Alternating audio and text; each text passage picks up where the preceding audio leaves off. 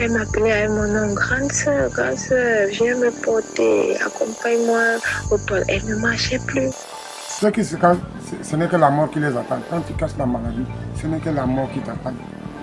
Quand tu es malade, exprime-toi à tes amis, tes frères, tes collègues, celui qui peut avoir l'idée. Quand quelqu'un souffre de la tuberculose, il a besoin des gens autour de lui. L'éducation sur la maladie, la lutte contre la stigmatisation et la sensibilisation pour réduire la transmission. Tout ceci se fait par un concept appelé information, éducation, communication, en abrégé IEC.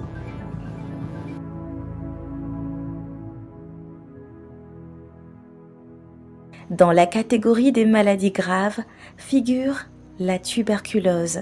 Et dans cette shortlist de serial killers se dresse telle une muraille, la tuberculose multirésistante, celle qui fait un sérieux bras de fer avec au moins 2 principaux antibiotiques de première intention.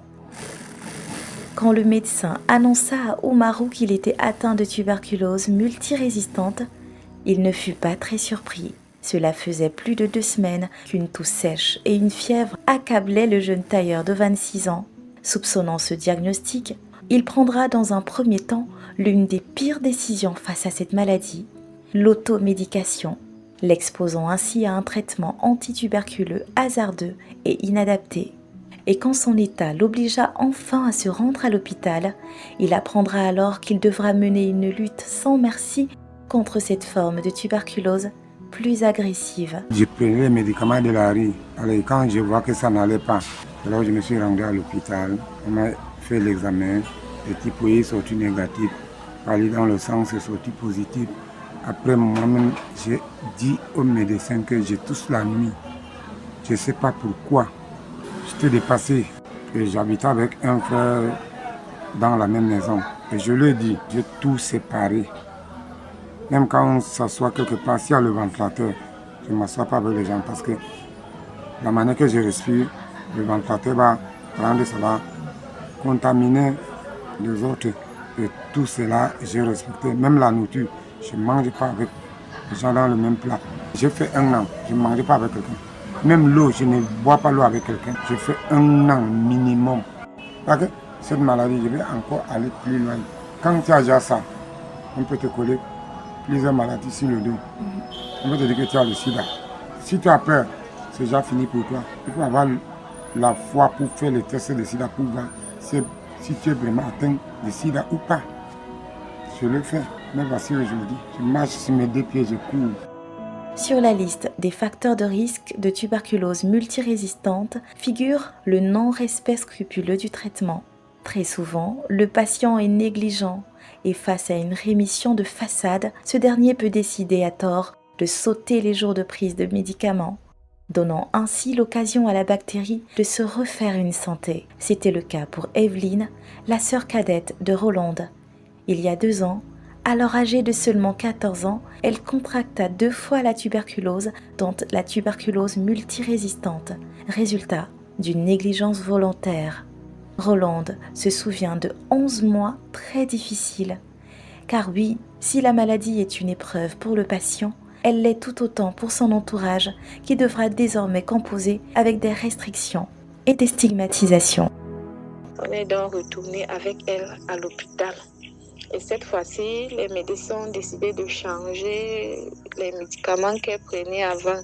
Ils ont dit que son corps résistait déjà aux antibiotiques qu'elle prenait avant et qu'elle devait faire 1 an de traitement.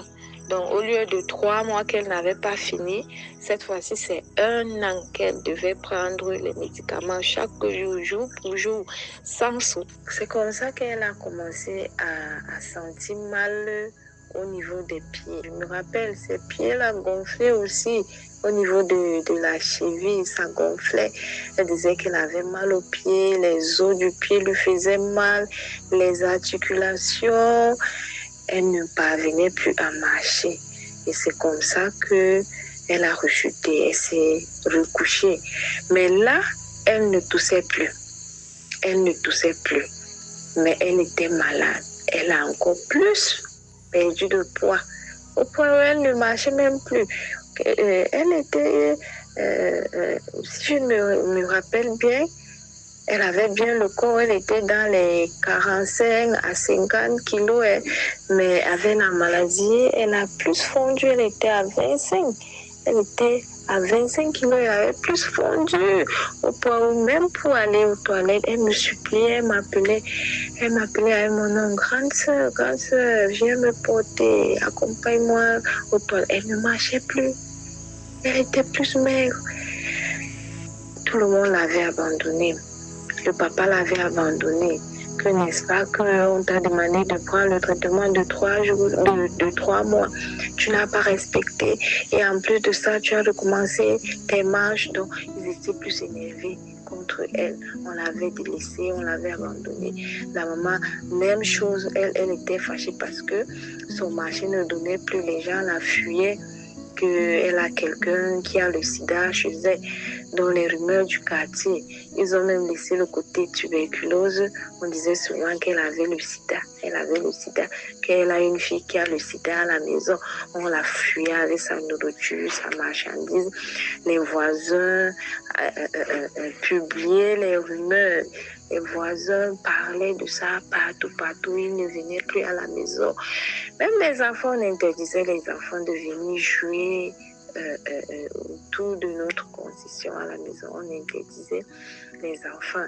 Et la seule personne qui lui venait en aide, c'était moi.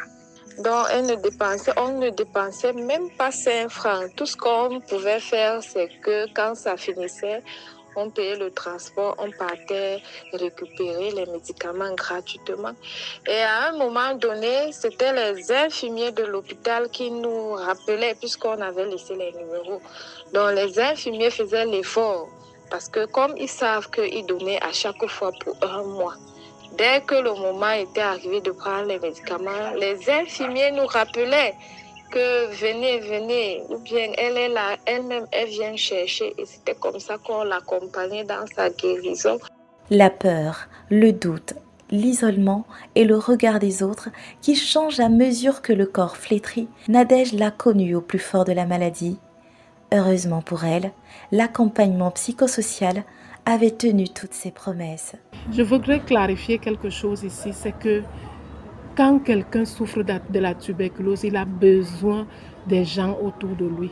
La vérité, c'est que vers 4 mois et demi, j'ai commencé à pleurer. Je ne pouvais plus supporter. De nature, je n'aime pas trop les médicaments. Nous ne pouvons pas comprendre quand quelqu'un vit cette situation. On peut dire que mais le traitement est gratuit et pourquoi les gens ne sont pas guéris. À un moment donné, il y en a qui peuvent désister, qui peuvent se fatiguer. Et je remercie le Seigneur et je dis merci à mon compagnon qui était là à mes côtés. Il m'a fortifié, il m'a encouragé. J'avais sauté 2 jours parce que je me rébellais déjà. J'ai dit je ne prends plus. Et il m'a remonté le moral. Je m'étais relancée et j'ai recontinué le traitement jusqu'à la fin. Aujourd'hui, en plus de la gratuité du traitement instauré par le gouvernement camerounais et un schéma thérapeutique efficace, des groupes de soutien et de sensibilisation de proximité constitués de survivants de la tuberculose aident à démystifier la maladie. Sidoine est l'une de ces survivants qui ont décidé de porter le plaidoyer de la lutte contre toute forme de tuberculose, y compris résistante, en apportant un message d'espoir et de riposte. L'association TB People, la deuxième fois à la fin de mon traitement, j'ai été contactée par l'ACRA qui nous suivait au niveau du centre Jameau. Elle me dit il y a une organisation qui fait un regroupement de malades qui a besoin d'entendre les témoignages des patients. Et j'y suis allée. Elle m'a dit quand tu iras, sois posé, sens-toi libre, tu peux parler en toute liberté. Il n'y a pas de stress. Tout le monde est là-bas pour t'écouter. Et dans cette association, j'ai rencontré beaucoup de monde qui m'ont soutenu. Au sein de cet organisme TB People Cameroun, je suis chargée de plaidoyer. Et ce que je pourrais dire, je dirais d'abord merci au ministère de la Santé parce que avec les évolutions qu'il y a eu au fil des ans, j'ai eu cette maladie 2 fois. La première fois, le suivi que j'ai eu est différent du suivi de la deuxième fois. Donc je peux dire qu'il y a beaucoup d'améliorations. Et pour ça, nous remercions le ministère de la Santé qui veille au grain parce que le médicament est gratuit et pour nous prouver que la maladie est curable. Bon, quelqu'un qui est en train de m'écouter, qui a la maladie, je souhaiterais beaucoup de courage et je dirais que la maladie ne pourra pas l'emporter parce qu'il est plus fort que la maladie. Et qu'il suive exactement son traitement, qu'il observe les mesures d'hygiène qui ont été recommandées par le personnel de santé et aussi qu'il s'arme de force et de courage. Ne pas écouter tout ce qui se dit autour, mais se focaliser sur son traitement et poursuivre son traitement à la guérison. Au Cameroun, la tuberculose multirésistante est une urgence de santé publique. Le gouvernement, à travers le programme de lutte contre la tuberculose, ainsi que ses partenaires tels que l'ONG for Impact in Social Health, en abrégé FIS, a placé la lutte contre la tuberculose multirésistante au centre de ses préoccupations en multipliant les actions concrètes. Dr Régie, médecin généraliste, engagé depuis 5 ans dans la lutte contre toute forme de tuberculose au Cameroun, précise.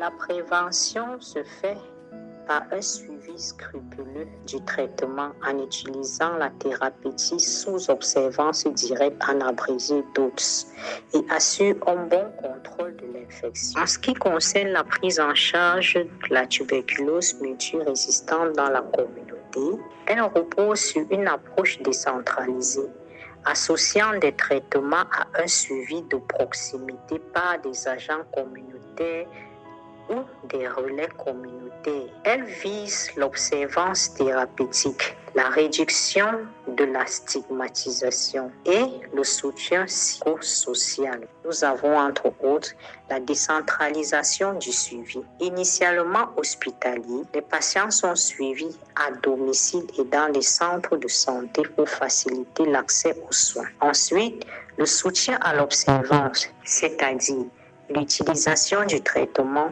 directement observé en abrégé DOTS, par des bénévoles ou des infirmiers pour garantir la prise régulière des médicaments et éviter la résistance accrue. Le rôle communautaire ensuite, l'éducation sur la maladie, la lutte contre la stigmatisation et la sensibilisation pour réduire la transmission. Tout ceci se fait par un concept appelé en abrégé IEC, information, éducation, communication. Le diagnostic et suivi rapproché. Il se fait par l'utilisation rapide de tests moléculaires et gestion des effets secondaires par des équipes formées, dans une collaboration étroite entre les programmes nationaux et les ONG. L'État camerounais, via le programme national de lutte contre la tuberculose, assure la gratuité du diagnostic et du traitement. De cet engagement inclut la subvention des bilans biologiques communément appelés examens biologiques de laboratoire, la disponibilité des médicaments et un taux de succès thérapeutique atteignant 83%, soutenu par des partenaires financiers comme le Fonds mondial. L'État investit chaque année entre 1 à 2 milliards de francs avec une contribution moyenne de 22% au plan stratégique national. Le Cameroun fait partie des 30 pays à forte charge de morbidité liée à la tuberculose dans le monde, selon l'Organisation mondiale de la santé. Le rapport de l'année 2024 du Programme national de lutte contre la tuberculose fait état de 71% de personnes non diagnostiquées de la tuberculose multirésistante, d'où l'urgence d'une sensibilisation accrue et d'une prise en charge adaptée pour que le malade ne soit plus jamais seul.